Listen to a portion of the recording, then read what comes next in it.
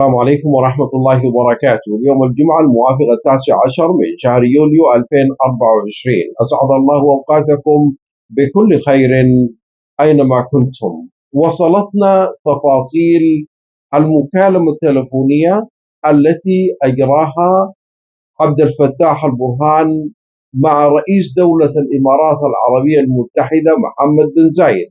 حوت هذه المحادثة التلفونية وقد يكون هناك أمور لم نصل إليها. الأمر الأول الذي تناوله عبد الفتاح البرهان مع رئيس دولة الإمارات العربية المتحدة أن عبد الفتاح البرهان يقبل كافة المبادرات التي طرحت له، ويطلب من رئيس دولة الإمارات العربية المتحدة الشيخ محمد بن زايد أن يتوسط وأن يدعم كافة المبادرات التي توقف الحرب في السودان، وأنه على استعداد، أي أن عبد الفتاح البرهان على استعداد أن يلتقي محمد حمدان دقلو قائد قوات الدعم السريع السودانية. هذا أمر. الأمر الثاني أن عبد الفتاح البرهان قدم اعتذارا رسميا عما بدر من ياسر العطا من إساءة إلى رئيس دولة الإمارات العربية المتحدة.